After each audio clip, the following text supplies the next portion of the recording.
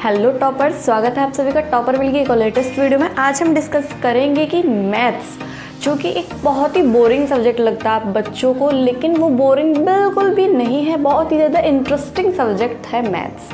वो हम देखेंगे कि इसको स्टडी किस प्रकार से करना है कि ये हमको बहुत ज़्यादा इंटरेस्टिंग लगी। अब हमारा क्या चल रहा है बच्चे, नवंबर चल रहा है। अब नवंबर तक बहुत सारे बच्चे तो ऐसे होंगे जिन्होंने सिलेबस कंप्लीट कर लिया होगा, लेकिन बहुत सारे बच्चे ऐसे होंगे जिन्होंने अब तक मैथ को टच भी नहीं किया है। अब वो बच्चे क्या करें, ये आपको देखना होगा कि वो बच्चे क्या करें, और जिन्होंने सिलेबस कंप्लीट कर लिया है वो किस प्रकार से अपने मैथ्स को पढ़ें कि उनके एग्ज़ाम में 100 स्कोर हो सके। क्योंकि आपको पता है जो मैथ्स होता है इसमें क्या होता है, क्वेश्चंस आते हैं, ज़्यादातर क्वेश्चंस आते हैं, और जो क्वेश्चंस होते हैं उनमें क्या होता है कि आपके नंबर नहीं काटे जाते हैं।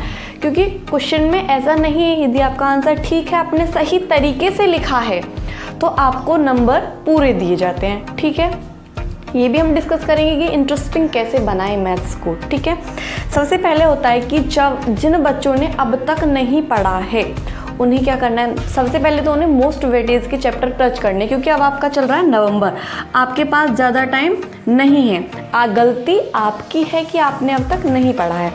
आपको क्या करना है, पहले मोस्ट वेटेज के चैप्टर देखने कि मोस्ट वेटेज के चैप्टर कौन से हैं, फिर सबसे पहले उनको करना है। लेकिन करने किस प्रकार से हैं, सबसे पहले आपको पढ़नी है उनकी थ्योरी कि उनकी थ्योरी क्या है उसके बारे में, उसे अपनी रियल लाइफ से रिलेट करने की कोशिश करो। इस प्रकार से आप जान पाओगे, कोई भी बच्चा है कि सबके लिए है वीडियो, जिन्होंने किया है या नहीं भी किया है, सबसे पहले आपको पढ़नी चाहिए उस चैप्टर की थ्योरी। क्योंकि जब तक आप उसकी थ्योरी नहीं पढ़ते हैं, आपको पता नहीं लगता है कि ये चैप्टर हमारी रियल लाइफ में क्या वैल्यू ऐड कर रहा है, क्यों पढ़ें हम इस चैप्टर को। अरे सबसे बड़ी बात है, अगर आप किसी काम को कर रहे हो तो क्यों कर रहे हो उस काम को, बिल्कुल सिंपल बात है कि क्यों कर रहे हो उस काम को। तो इसके लिए आपको क्या करना है, सबसे पहले थ्योरी पढ़नी है, उससे आपको पता चलेगा कि इसकी रियल लाइफ में कितनी वैल्यू है, उसे अपनी डेली लाइफ से कनेक्ट करो। ठीक है, सबसे पहले आपको थ्योरी पढ़नी है, फिर उसके बाद स्विच होना है आपको एग्जाम्पल्स की तरफ में। एग्जाम्पल्स करने, क्योंकि पता है जो क्वेश्चंस होते हैं वो एग्जाम्पल के बेसिस पे ही होते हैं। अगर कोई बच्चा एग्जाम्पल अच्छे से कर लेता है तो उसको क्वेश्चन करने में, एक्सरसाइज करने में बिल्कुल भी प्रॉब्लम नहीं आती है। और यहाँ तक कि अगर आप प्रीवियस ईयर उठा के देखते हैं तो आपको मिलेगा कि क्वेश्चन जो एक्सरसाइज होती है उसके जो क्वेश्चंस होते हैं वो तो थोड़ा बहुत बदल जाते हैं, हेर फेर हो जाता है उनमें, लेकिन एज इट इज़ एग्जाम्पल ऐसा का ऐसा ही उठ के पेपर में आ जाता है, मोस्ट प्रॉबेबली चांसेस होते हैं।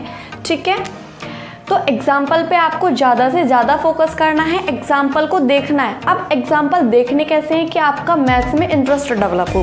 सबसे पहले करना है कि आपके सामने ये एक एग्जाम्पल आया, ठीक है, एग्जाम्पल आया, नेक्स्ट आपको क्या करना है, एग्जाम्पल को सॉल्व करना है। और जैसे ही आप दूसरी से तीसरी लाइन लिखते हैं, दूसरी से तीसरी लाइन लिखते हैं, तो प्रश्न उठना चाहिए कि ऐसा क्यों लिखा, ऐसा क्यों लिखा। अगर आपको ये बात पता होगी कि ऐसा क्यों लिखा तो आप बहुत ही अच्छे से उस क्वेश्चन को समझ पाएंगे, और उससे रिलेटेड जितने भी क्वेश्चन एक्सरसाइज में हो सबको आप खुद कर पाएंगे। आपको किसी भी टीचर की कोई ज़रूरत नहीं पड़ेगी यदि आप इस तरीके से पढ़ने की कोशिश करते हैं। लेकिन कुछ सवाल ऐसे होते हैं डिफ़िकल्ट जो बच्चे से नहीं हो पाते हैं, बच्चा नहीं समझ पाता है, तो उसके लिए आप यूट्यूब पे देख सकते हैं, हमारे चैनल पे भी बहुत सारी वीडियोस पड़ी हुई हैं। और जिस भी क्वेश्चंस का आपको वीडियो चाहिए आप बता दीजिएगा, सेकेंड वीडियो आप उसी पर ले सकते हैं। ठीक है, यहाँ पे देखिए, सबसे फिर आपको क्या करना है, ये देखना है कि ऐसा क्यों हुआ।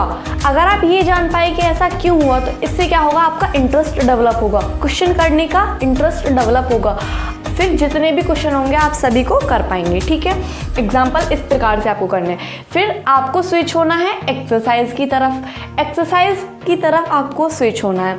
एक्सरसाइज आप इजीली कर सकते हैं, और जो क्वेश्चन नहीं होगा आप बहुत सारी जगह हैं, बहुत सारे प्लेटफॉर्म हैं यूट्यूब पे भी और ऐप्स भी हैं, उन पे जाके आप अपने क्वेश्चन का आंसर देखते हैं। ठीक है, उसके बाद में क्या करना है, आपका जो सिलेबस है वो पूरी तरह से जब कंप्लीट हो जाता है, ज़्यादातर बच्चों ने सिलेबस कंप्लीट कर लिया, उसके बाद आपको क्या करना है, रिवीजन किस प्रकार से करना है। अब आपको देखना है कि आपको जो रिवीजन है वो किस प्रकार से करना है, यानी कि जो रिवीजन है वो किस प्रकार से आपको करना है। सबसे बड़ी बात यहीं पर आती है, जो टॉपर्स होते हैं वो क्या करते हैं, कैसे रिवीजन करते हैं और हम किस प्रकार से रिवीजन करते हैं। ठीक है, जो टॉपर्स होते हैं वो पता है क्या करते हैं, वो करते हैं सबसे पहले वो अपनी बुक्स कंप्लीट करते हैं, जो कि हमने भी की हुई है, बुक्स हमने कंप्लीट कर ली। उसके बाद आपको लगाने हैं सैम्पल पेपर। क्या लगाने हैं? Sample paper.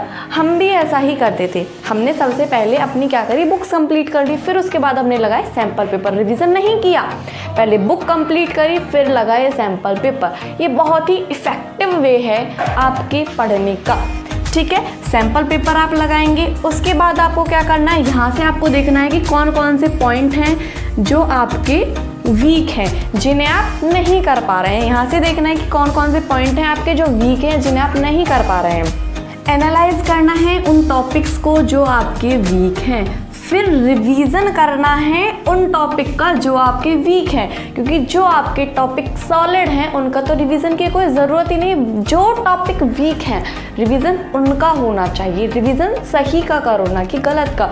अब जो सॉलिड है उसका रिवीजन करने से कुछ मिलेगा? नहीं मिलेगा। लेकिन जो वीक हैं उनका रिवीजन करने से आपको मार्क्स मिलेंगे, और जो कि बहुत ज़्यादा इम्पॉर्टेंट हैं, ठीक है। तो आपको क्या करना है, उनका रिवीजन करना है जो आपके टॉपिक वीक हैं, ठीक है। नेक्स्ट देखिए, नेक्स्ट क्या है आपका, फिर आप रिवीजन कर लेते हैं, यानी कि आपको क्या स्ट्रैटेजी फॉलो करनी है, आपको स्ट्रैटेजी फॉलो करनी है, सिलेबस कंप्लीट करना है, फिर सैम्पल पेपर लगाने हैं, और उसके बाद में जो एनालाइज करके हमारे वीक टॉपिक निकलते हैं उनका रिवीजन करना है, ठीक है। अब बात आती है, हो गया, चलो रिवीजन भी कर लिया, सब कुछ हो गया, हमारे सॉलिड टॉपिक सॉलिड हो गए। लेकिन बात आती है फॉर्मूलेज की। अब ये फॉर्मूले कैसे याद करें? फॉर्मूले पीछे से तो हम देख लेते हैं बुक में, लेकिन याद नहीं होते। अब इसका क्या करना है, फॉर्मूले सबसे पहले आपको फॉर्मूले लर्न होने चाहिए, बहुत ही ज़्यादा इम्पॉर्टेंट है।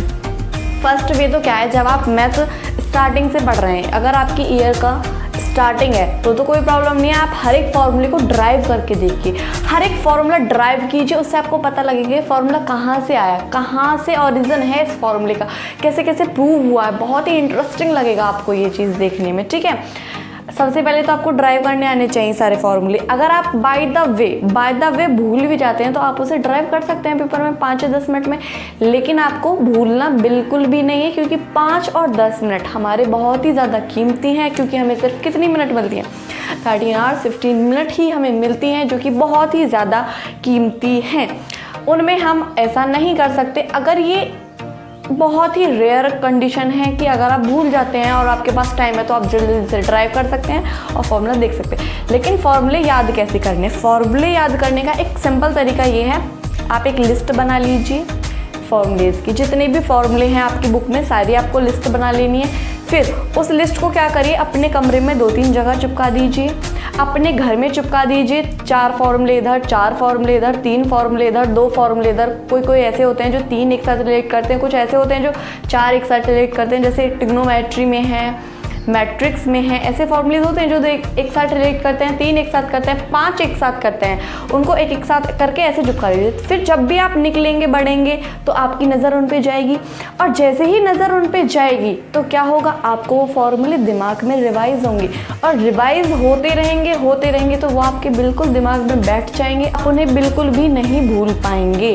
ठीक है। ये एक बेस्ट वे है आपका फॉर्मूले लर्न करने का, ठीक है। अब हमारे जितने भी टॉपिक्स थे वो सब कवर हो चुके, तो यानी कि हमने देखा कि हमको स्टडी किस प्रकार से करनी थी। मैथ्स की स्टडी करनी थी, पहले कंप्लीट सिलेबस करना था, फिर सैम्पल पेपर लगाने थे, फिर रिवीजन करना था। ये बहुत ही ज़्यादा इम्पॉर्टेंट है और इसी को आपको फॉलो करना है। और एक और बात, आपको day to day time table बनाना है। कैसे करना है? Day to day time table बनाना है। Day to day time table से क्या होगा, सुबह को उठते हैं, सुबह को ही देखिए कि हमको क्या करना है। आज हमको ये टॉपिक करना है क्योंकि ये हमें अच्छा लग रहा है, आज हमारा मूड ऐसा है तो हम इस टॉपिक को करेंगे, आज हमारा मूड ऐसा है तो हम इस टॉपिक को करेंगे। पहले से ही सिलेक्ट नहीं करना है, स्ट्रैटेजी पहले से ही नहीं बनानी है, डे टू डे वर्क करना है, ठीक है।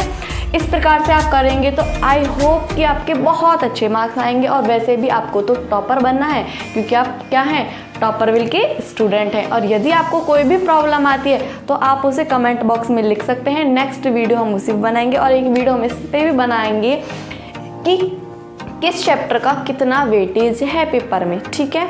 आई होप कि आपको वीडियो अच्छे से समझ में आएगी कि मैथ्स को स्टडी करना किस प्रकार से इंटरेस्ट डेवलप होगा, किस प्रकार से फॉर्मूले आपको लर्न करने हैं, ठीक है। आई विश कि आपके बहुत अच्छे नंबर पेपर में आएंगे and thank you so much.